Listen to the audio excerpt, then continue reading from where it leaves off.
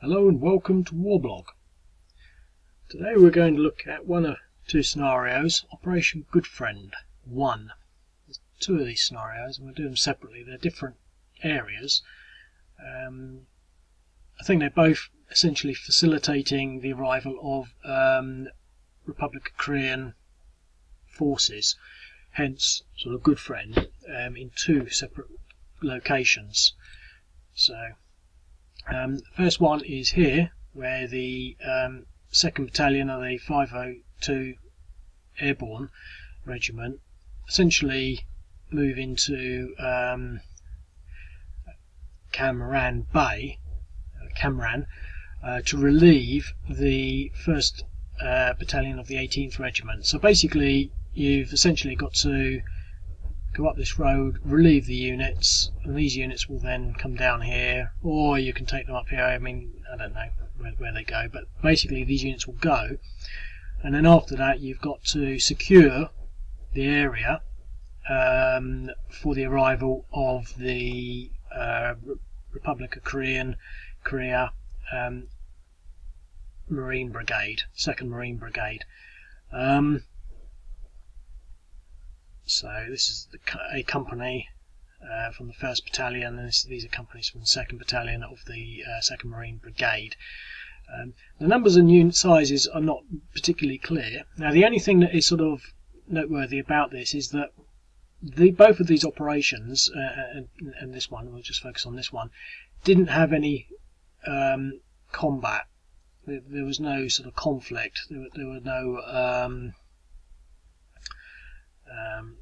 engagements, so to speak. There was no contact with the enemy, and so it's a series of operations that I think it's quite common in Vietnam. I mean, probably in a lot of wars, but in particular in Vietnam, because it wasn't sort of something that had a particularly well defined front line at any given time. Whereas in maybe in particular, say, the Second World War, there probably weren't particularly many particular operations that didn't involve actually engaging the enemy and making ground. But now, so the point of the combination of that point, so to speak, is that these units are not necessarily there. So because there was no engagement, we could cross these off. There's no specification that they were there. But I put them in there to sort of provide, some sort of reference to the fact that there could have been. I mean, it was an operation that obviously had to secure the area, and they didn't do that because they didn't think there were any Vietcong about. And so that represents the possibility, just like any sort of scenario, but it's not sort of a made-up one. It's not sort of one of these scenarios where your objective is to do this, captain by such and such, good luck. This was real. So, and I'm not going to do too many of these, but I'm just sort of exploring a whole bunch of things really. I mean, essentially, if you look at this list of Vietnam operations, it's quite interesting. It's just text, and it's got all of them. Some of them are before Vietnam. 66, Operation Alice. Allied units, the 196th Infantry Brigade, enemy units involved, nothing mentioned. Objective of operation, security operation, etc., etc. Some of them are air operations as well. So I'm not sure how complete this is in particular, but so for example, I might look up Operation Alice and find out that there's not a lot of information about it, but maybe there was contact and maybe there wasn't, but it was a particular operation, and to some extent this is one of the things that I like about Warblog and the direction I've taken it in with regards to looking at newspaper archives, looking at things that are poorly documented, in that this to some extent encompasses research, and it's not just a game in looking for exciting things to play. It's also looking at it and saying, well, what is this? What is this resource? Now this resource was linked from the Wikipedia, so the Wikipedia pretty much is a list of this in a much clearer form. I haven't linked to the Wikipedia one. I'm not going to go there now because I don't want to start having to find it. But if you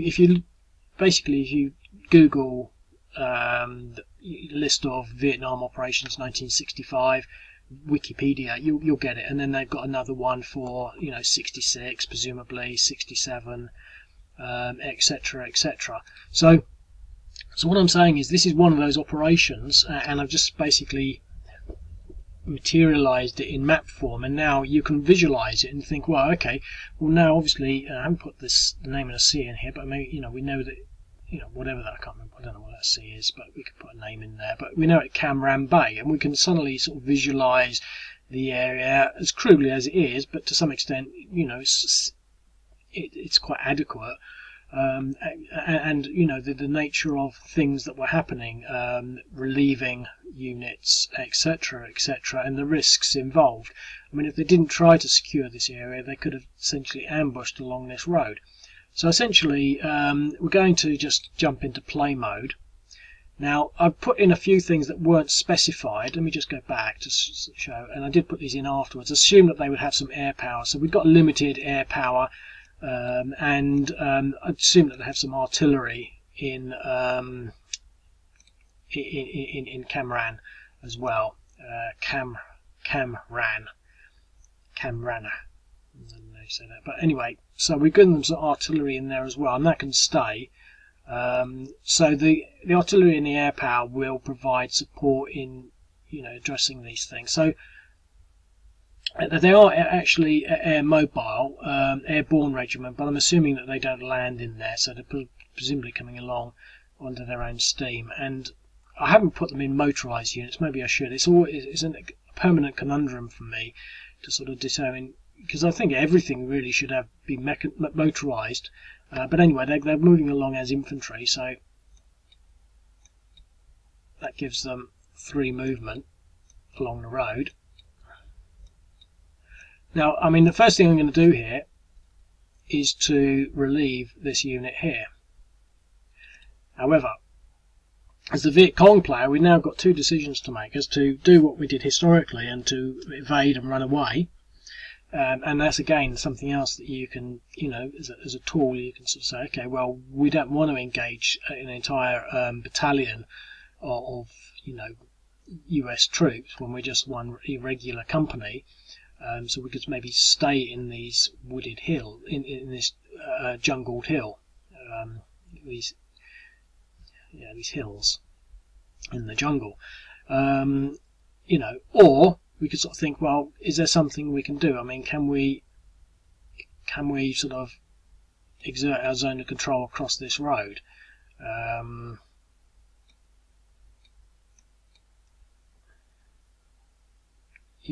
So I've moved them forward like that.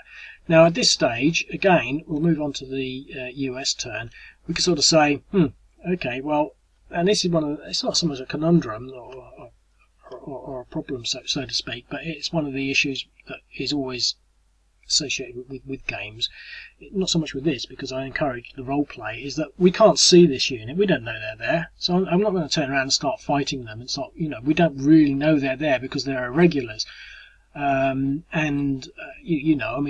games, other sort of systems would say, oh, well, we'll have a system for hidden movement, and so you can't see them. But I mean, personally, I'm really not keen on games where you can't see what's happening. It's like chess, where you can't see half the person's pieces, just because it reflects, reality. If you wanted to reflect reality, you could just sit in a tent with a map and not go outside, and get everything told you in sort of orders over the phone and bits of paper and things like that. It's just, I wouldn't say it's silly, but I think hopefully you should get my point. I mean, it's a game, and so I'm quite happy to sort of bring it down to sort of game level, and then to add whatever sort of variants that certain issues raise as a form of role play. So we're going to ignore that because we can't see them, but we know they're there. We suspect they're there. That's why we're given the orders to secure the area. So that's their turn, and I think here we're actually going to move onto the road.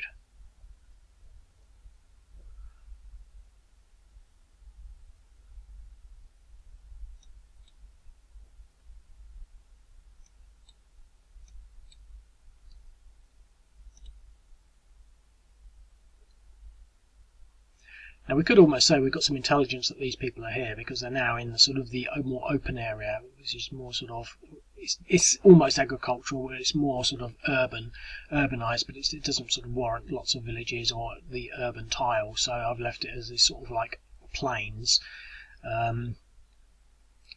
But we could possibly say we've got some clear intelligence that Vietcong are operating in this area, whereas here it might be a little more uncertain because it is all jungle. I'm not sure how much of this it really is jungle, etc. But anyway, so we're now going to relieve this unit, but considering we're trying to secure the area, I think we've had some information that there's some units here. I think it might be good. I can either move there or actually move there to engage. I think I'm going to move there to engage because we've now come into contact. We've had some reports. We're now trying to sort of figure that out. These units I'm going to leave there, and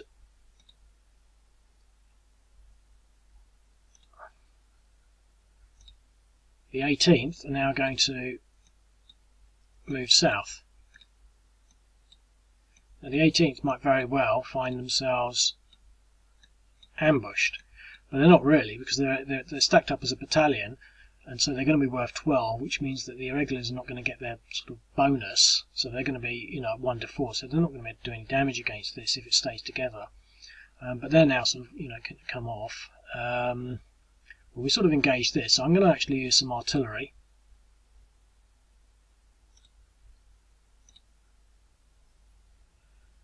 Okay. I'm also going to carry out an airstrike on them because they're in the open, so it should be easy. 0.3, so that takes them to 1.25.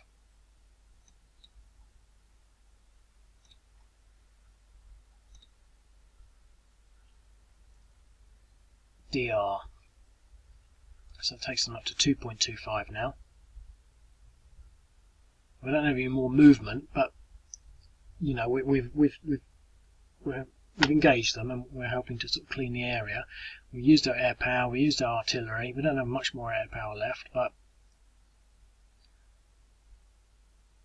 I think I'm going to try and move him there. Makes sense. Okay, so the Vietcong, I think they're going to possibly move into this hill. Best of both worlds. The zone of control should extend into there, but they've got the defensive bonus of being in the hills.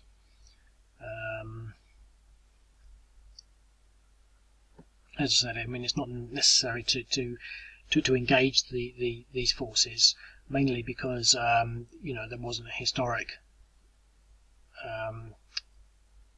thing. So this unit,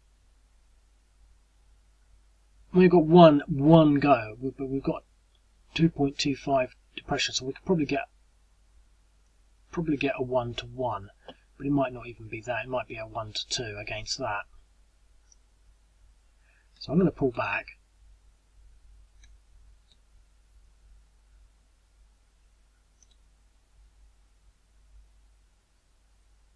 I'm not going to follow them through. I mean, I could do, but it would use up a lot of my air power, which I don't want to commit. I'd rather save that for the arrival of the Koreans.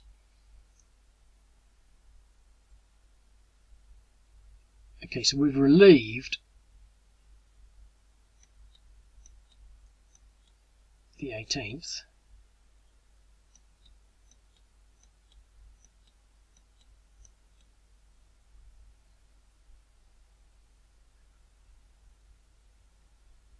I should have moved them over this way. I could have left them a little more over there. Okay. But the artillery, there's no limit on that, so let's see if I can get these. Yep. It all adds up. And we're trying to secure the area.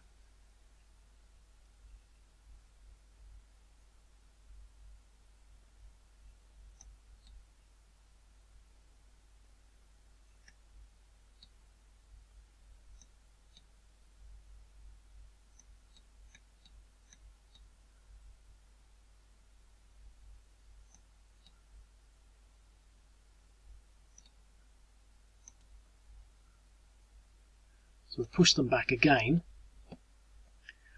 pushing them up to 3.8.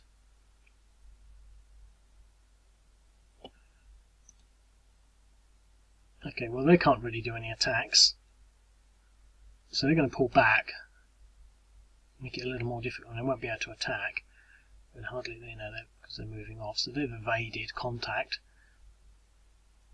They're going to move into there.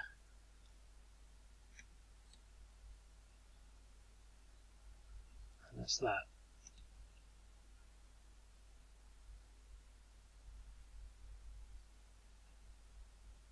Okay. We're going to move into there. I don't think this artillery will reach. No.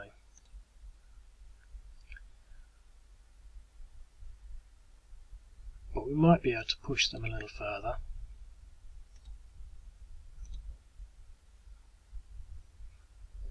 Two to one in exchange. That wasn't brilliant, but it's pushing there, and they don't get anything from that. So we've basically just given ourselves a depression, so that wasn't good.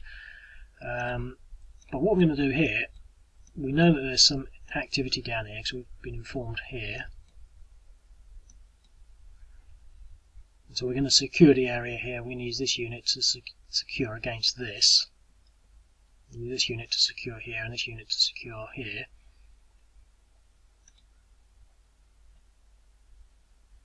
Okay, well, they're going to pull back. They're going to hold, and that's that. We're going to keep them there because I want to recover that depression.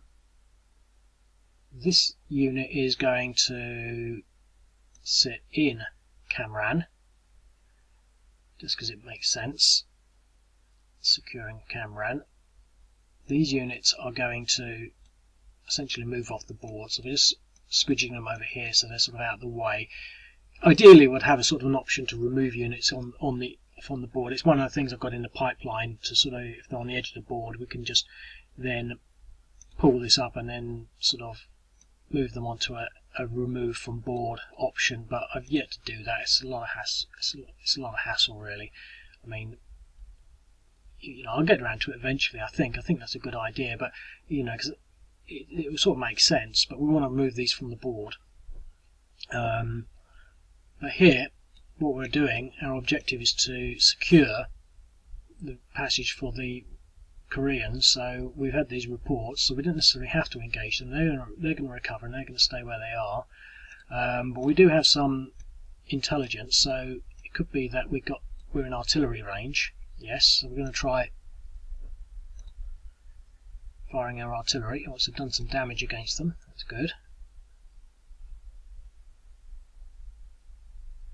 So next turn, well, they could try and run further, but they're probably still in artillery range, although technically it's out of range. 1, 2, 3, 4, 5. Because of the way it works, it might work. They're going to hold. Oh look, I totally forgot. The Korean units come on the north. I thought they came in on the south. Okay, so the Vietcong are not going to do anything.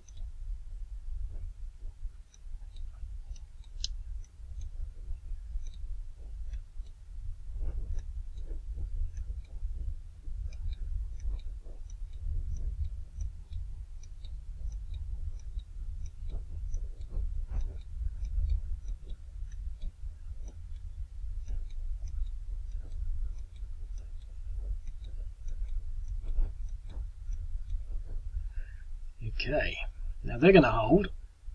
They've recovered the depression, so they're just sort of digging in there, protecting that highway. They're going to move in here to make sure that this highway is protected. And seeing as they're so close, well, let's see if we can move these guys off. Let's fire some more artillery over here.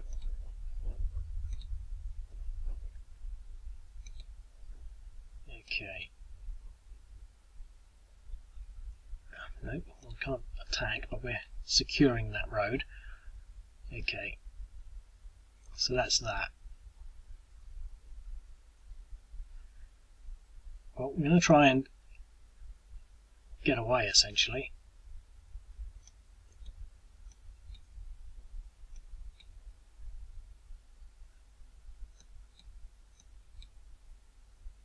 That's their turn. I wonder if they can actually. Oh no, yeah, it's the Americans. Too late now. Okay, so they're basically off the board. So I just have to keep moving them, but they're going to stay there, securing the area. This unit's now going to carry out security operations around here, whilst the Korean units are now entering Cam Ranh. We know that there's some irregulars there, so I think we have license to. But we're out of artillery range. We could go for them, but they're not particularly depressed. They're in jungle, so it'll probably only be a 2-to-1 at best. So I think we're going to leave that. But we do want to enforce the security sort of area, so we'll do that. We've got some air power that we could use, but I'm not going to do that just yet. So that's that really, and well,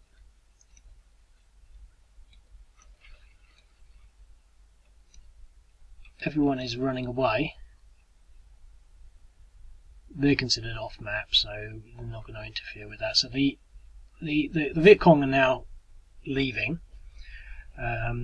We've got the 502, which is providing security across here for the arrival of the Koreans, who are now in place. And that's that really. So I hope that sort of makes sense. I mean, from my point of view, it's as entertaining as anything else, being able to sort of play through, you know, how things worked, you know, look at the considerations, etc., to get a sort of deeper understanding of things. And now I think, you know, it's worth considering this in relation to, say, other wars of a similar period, or even later. I mean, what springs to mind is the Iran-Iraq war, where you had massive amounts of units, you know, very similar to the First World War. They keep sort of saying that, but you know, when you consider the Vietnam War, it's always described as a war, and people have tried to model it in games for a long time, but because there was no, this is the nature of the game. It's very sort of distributed. You know, there's no sort of, you know, it's full of lots of little operations, and I think there's something, you know, something written somewhere that I've read that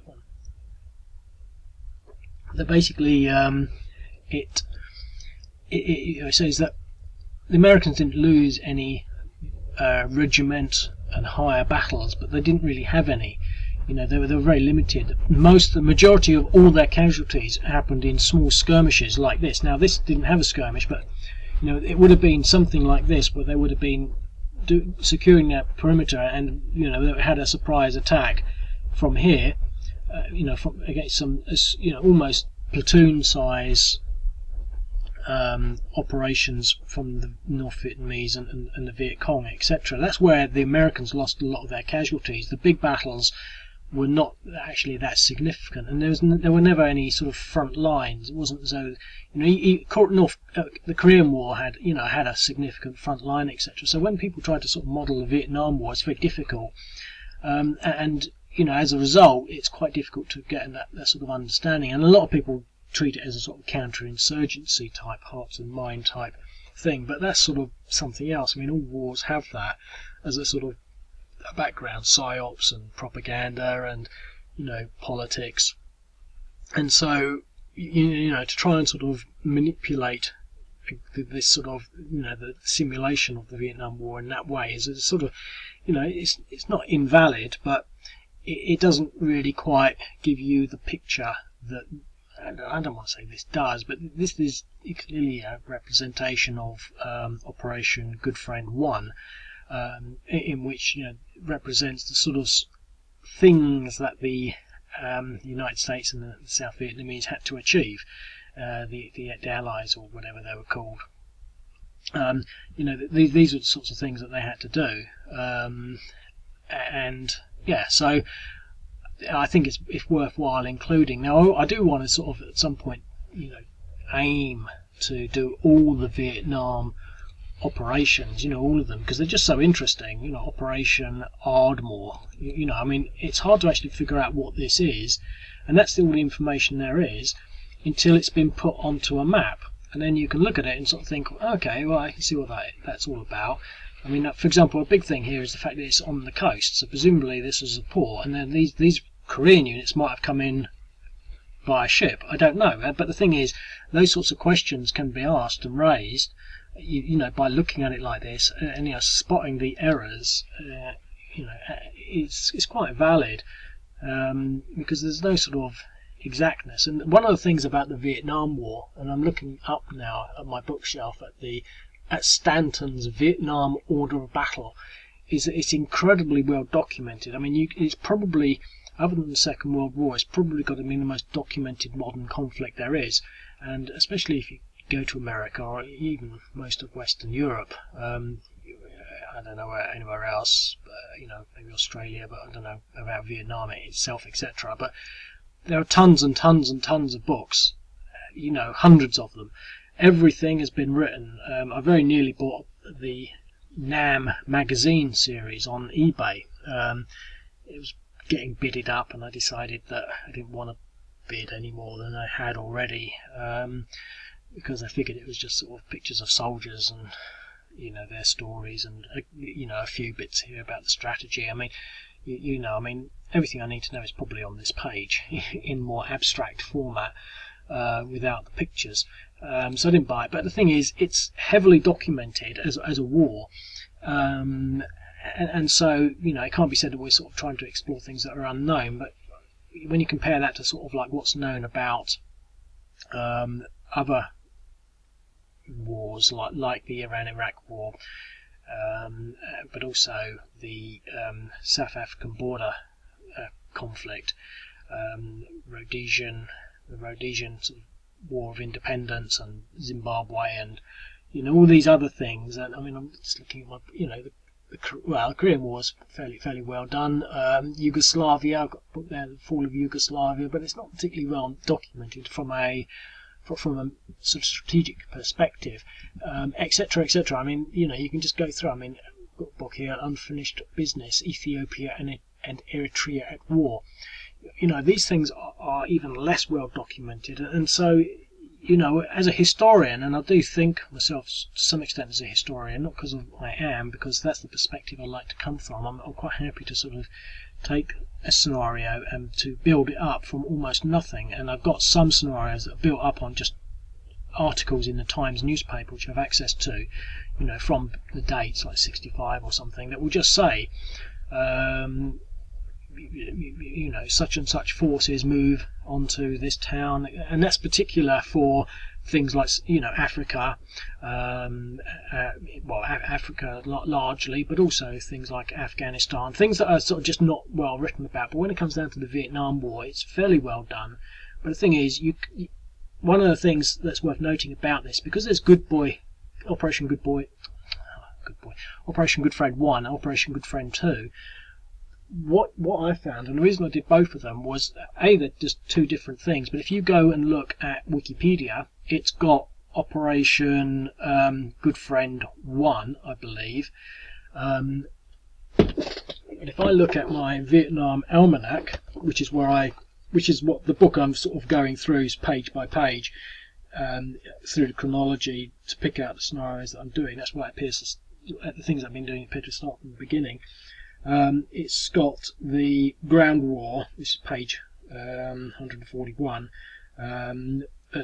October 20th, November 5th, US ground war, US 1st Cavalry Division Air Mobile conducts Operation Good Friend in Binh Dinh Province. Now that's the other one, that's actually Operation Good Friend 2. The Second Corps to provide security for the arrival and establishment of the Republic of Korea's Capital Division Cavalry Regiment at Bin Cay. Now that's Operation, that's Good Boy 2, but the thing is, it doesn't say it's Good Boy 2, it just calls it Operation Good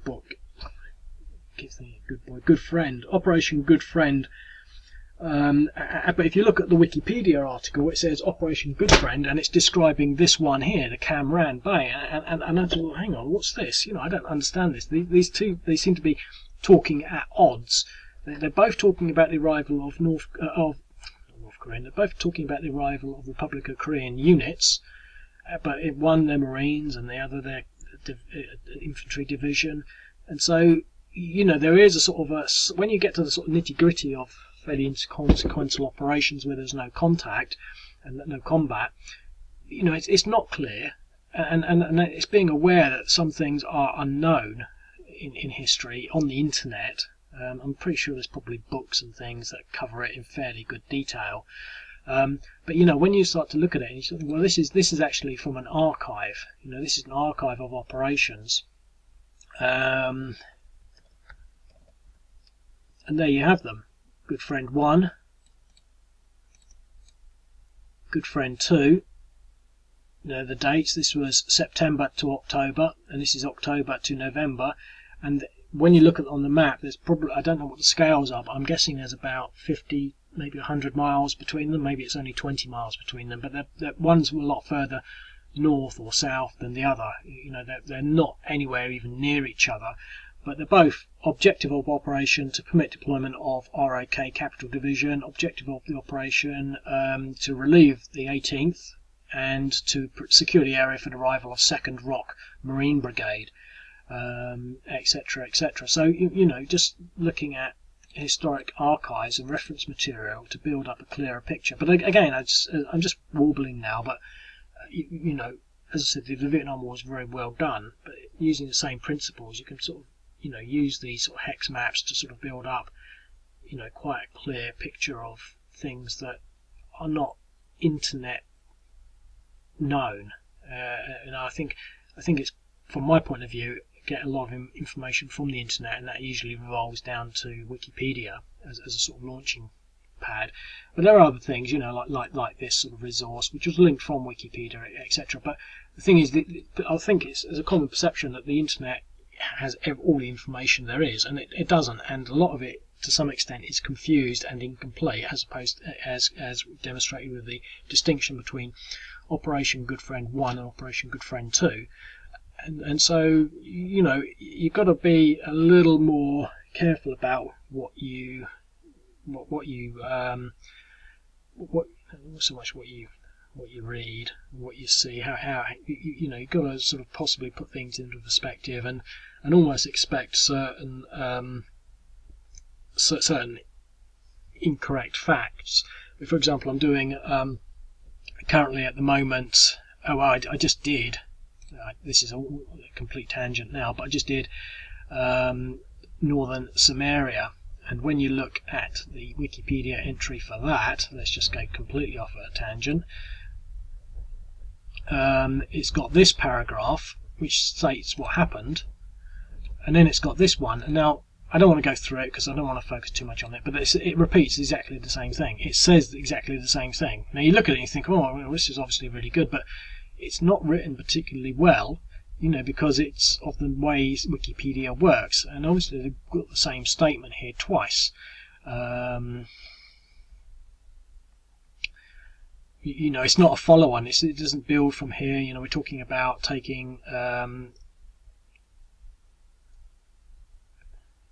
it's almost starting from the beginning. If you read that, it's almost as though the reader has not already read this first paragraph, and it's not a criminal sort of failure in sort of writing, but when you start to sort of get to it, you realise, well, these are not exact authoritative statements. And also it goes even further than that, really, because let me just at least try and get back into where I was. It's, even if you read certain books, I mean, I've got a couple of books on the Iran-Iraq War, the Pierre Razzo one and other one, each, I don't know where it is. I wonder where it is, because it's always like there, right in front of me. And, there it is.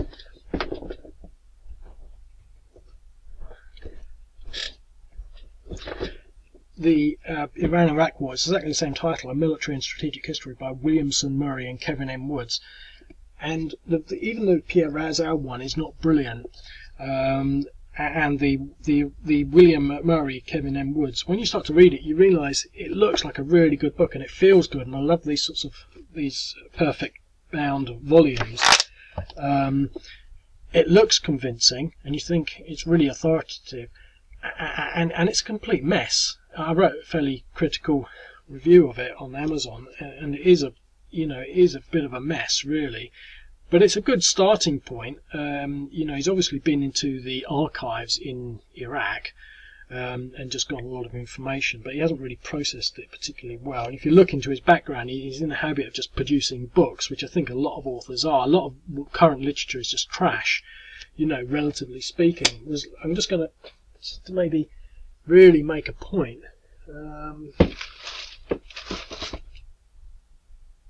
Because it's worth it. Let me just pause it so I can go and get the book. 1 minute.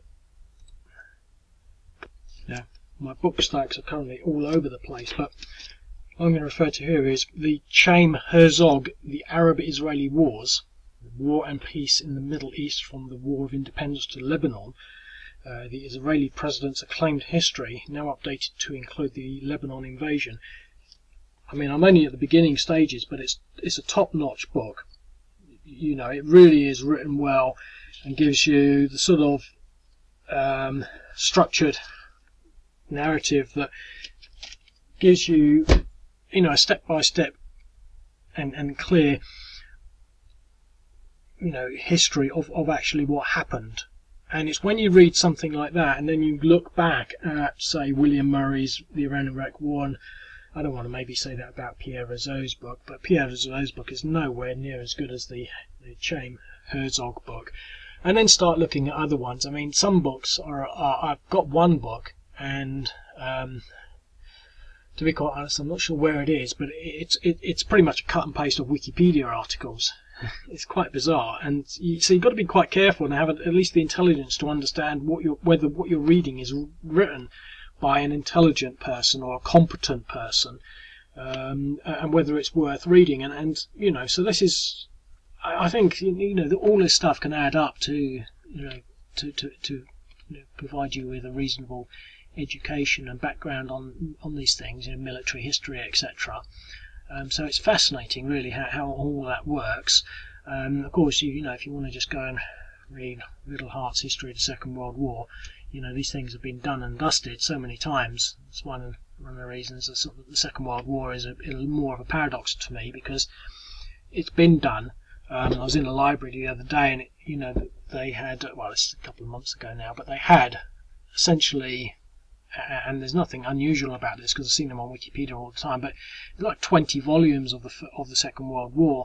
It's basically book after book after book that details absolutely everything, and it makes it quite difficult to actually, from my perspective, to create anything that's useful, because you're bound to make some kind of error because the history is so exact. And that's one of the things that makes certain scenarios, or certainly the more historic ones, for example, the Gulf War, and to a large extent some of the Vietnam ones, because they're so specific about what happened, even down to sort of like, platoon level actions, and even the actions of individuals, how they, single-handedly change the course of a battle.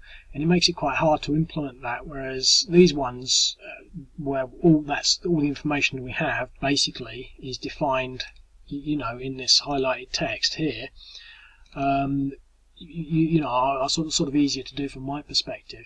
Anyway, I think I've talked long enough about all that. I'll do another video for Operation Good Friend 2, but it'll be pretty much exactly the same. But if you want to explore that, you can just look at it for free on the internet, or you can sign up and move the counters around yourself, get a feel for all this and other battles, and have fun doing so. Okay, I'll leave it at that, and I'll speak to you later. Cheerio.